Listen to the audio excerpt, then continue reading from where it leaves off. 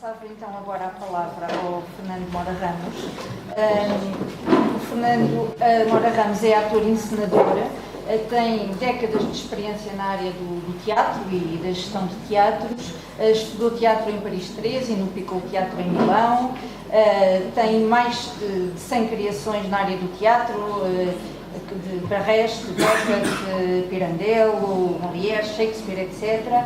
Dirigiu o Dramato do Teatro Nacional São João, de Dramaturgia Contemporânea, e é atualmente diretor do Teatro da Rainha, nas Caldas da Rainha. Ele vai-nos apresentar uma comunicação intitulada O Grau Zero da Política Cultural, o Teatro e os Outros. Posso? Sim, pode ser, sim, claro.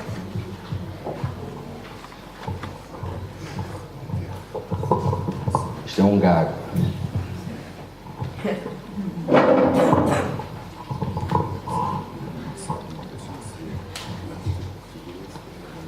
Depois de ouvir as intervenções anteriores, gostaria de inventar aqui uma epígrafe, que é: temos de redescobrir o presencial.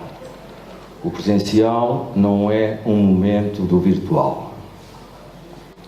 Uma política cultural é uma ordenação, é uma estruturação de forças, energias e estruturas de ação criativa nos territórios, de modo implantado, nada eventual, pontual. Sem essa ordenação não se pode falar de gestão. A gestão de uma não ordenação é um modo de sobreviver, de gerir a sobrevivência. É o desenrasca cotidiano. É a desvalorização real de profissões, estruturas e instituições, infelizmente mais toleradas que desejadas pelas governações, tidas como despesa, mesmo que insignificância orçamental.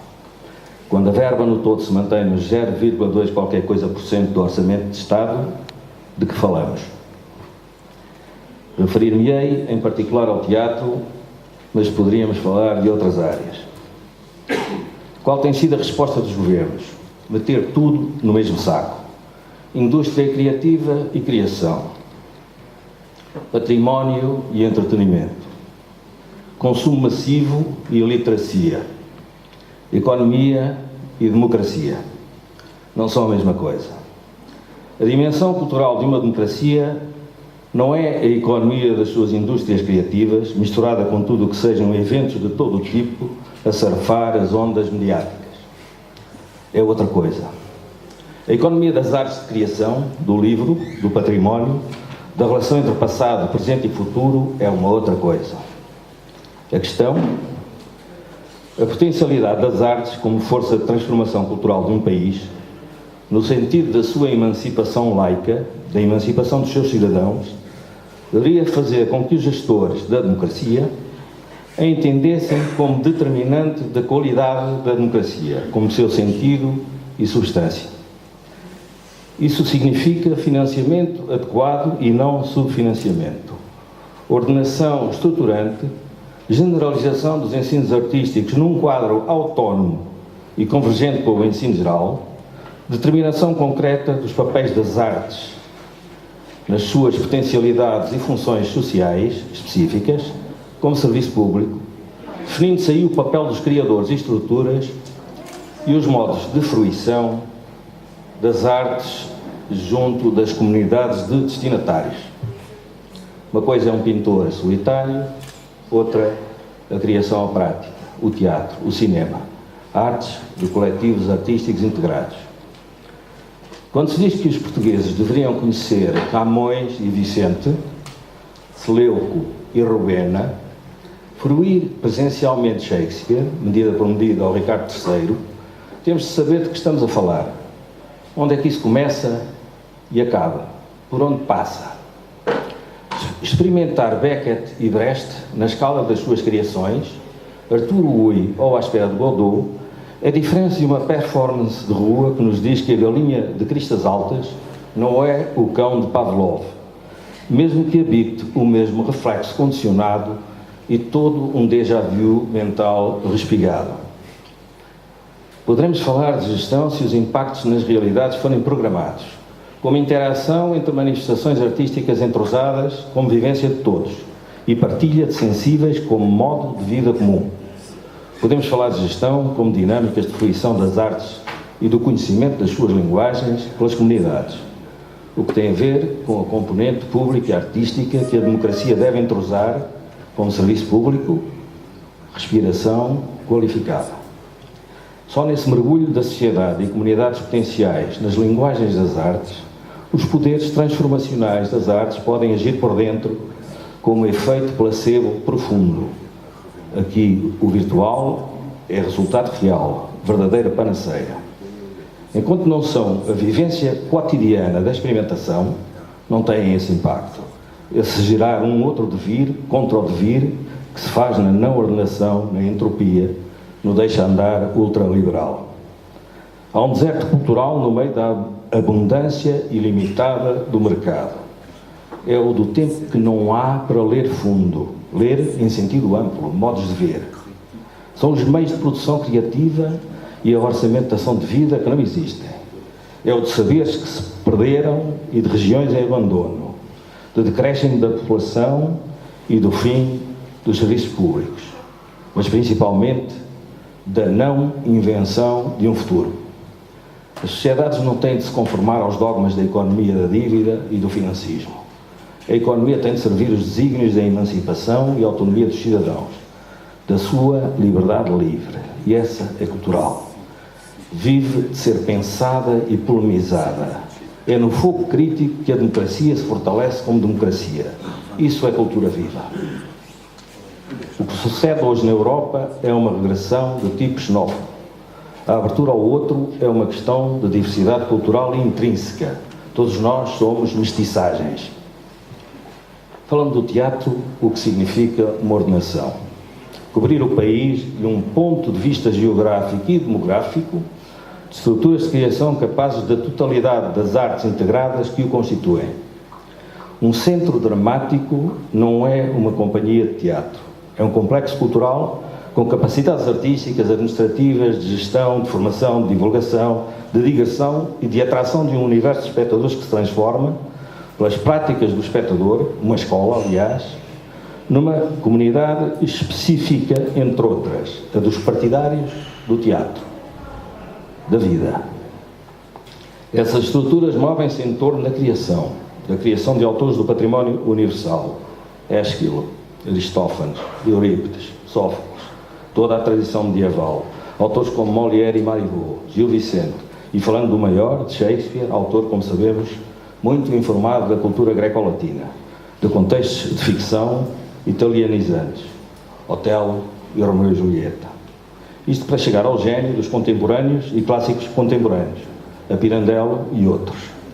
Mas o teatro em revolução permanente é mais que isso, pois a forma referida das suas estruturas é a forma de uma universidade ágil, não burocratizada, forma própria de contrariar pela positiva uma massificação das aprendizagens que se está a dar desreguladamente por via dos média e da internet. O acesso às coisas tem de se qualificar. Morre-se de abundância informativa, não saber o que escolher, de ser alvo, manipulado em vez de criador, formatado em vez de emancipado. É Antoine Vitesse que fala de uma arte elitista para todos. É uma boa consigna. A fruição das artes são experimentações. O fruidor é um experimentador. Todos sabemos que os prazeres vivem de tempos de duração que se sonham prolongar, da leitura à experiência erótica. E que esta vida do descartável e dos pacotes de vida consumível são formas de circulação do dinheiro, ditadas pelo mercado. A arte, ao contrário da publicidade, não mente, polemiza, desvela, radicaliza, propõe, ataca, defende, posiciona-se.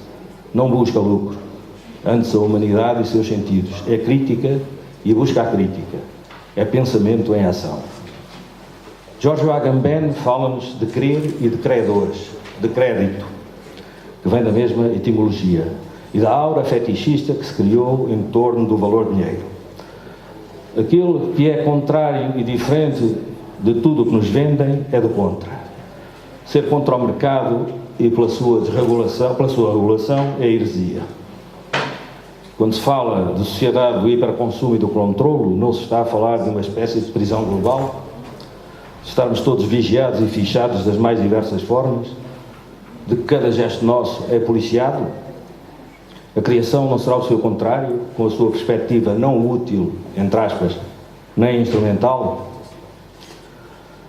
Uma ordenação é, entretanto, uma hierarquia que de alguma forma pré-existe. Um país sem teatro seria uma aberração. 2 teatros nacionais não chegam. Os 10 milhões de portugueses são tão cidadãos quanto os habitantes dos centros históricos de Lisboa e Porto. Não se sustentam estruturas com apoios de 100 mil euros. Isso é como colocar andaimes numa fachada a desabar. Não recupera nada. Esse valor, extraído dos impostos e despesas de funcionamento, vai para metade. Qualquer tolo administrador de um banco ganha mais do que isso num mês. Estabelecer prioridades é necessário. A meu ver, as artes que o teatro integra, pelas suas potencialidades sociais e educativas, por ser pedagogia enquanto teatro, pelas suas virtudes organizacionais e por ser uma arte duplo do real e, nessa medida, uma aferição deste como um todo, é um horizonte de libertação possível. E também pela sua facilidade de erradicação do terreno. E há mais de 30 escolas de formação teatral de nível secundário, politécnico e universitário no país, com centenas de raparigas e rapazes a serem lançados na vida do trabalho sem estruturas que os empreguem minimamente. E chamam-se escolas de teatro, não se chamam escolas de novela. E por muito que os currículos se sentem cada vez mais numa espécie de exibicionismo corporal, os textos lá vão resistindo e marcando, amados e desejados. Há que refletir nisto. O que temos de fazer tem, entretanto, de fomentar fluxos de energia nas fronteiras da identidade, do cosmopolitismo e universalismo, pôr em interação dinâmicas num comum assumido como projeto. Teremos de olhar a língua como uma riqueza única, como um património vivo diário, uma cultura de culturas. A sua subalternização, o uso de um registro cada vez mais monossilábico e curto de extensão vocabular, assim como a sua adulteração pela chewinga falante, que mistura palavras de raiz inglês em tudo, é mortal para as cabeças dos falantes e para a qualidade da nossa vida coletiva. Pensamos na língua-mãe. As outras são de contacto comunicante, não têm o fundo que nos permite saber quem somos, porque somos na própria língua. Por que razão reduzir a língua ao estatuto de um semáforo? Em cada cidadão há um criador potencial, desde cedo. Vive na língua que balbucia. Em cada criador há um cidadão em potência. São essas potências que existem em cada um e na comunidade, como relações tecidas nestas dinâmicas, que podem construir um país longe do fechamento nacional e da globalização devastadora. Um país identifica-se, uma cultura regional, universal e identificável. Mas será difícil perceber isto quando se submerge diariamente numa cultura hegemónica de matriz anglo-saxónica pela via da indústria dita cultural e do mercado. Ideologia, digamos. O que nos faz os dias é também a desordenação ambiental, a obsessão da bola como circo de massas. O petróleo que na costa é a nova árvore das patacas. O trânsito a invadir as cidades a um ponto de saturação entrópica. A pobreza que não termina. As artes que não contam. A demografia negativa. A turistificação que esmaga os centros históricos. Em Veneza, há um habitante por cada 600 visitantes. O que é bom, supostamente, para as contas públicas é péssimo para o bem comum. O desprezo do que seja a democracia enquanto expressão da vitalidade crítica das suas potencialidades culturais herdadas, praticadas e permanentemente reinventadas, do património e criação num abraço profundo, traz à vista a nossa própria tragédia. Eis o grau zero, a impolítica, a sua ausência como programa de uma vontade explicitada. Grazie.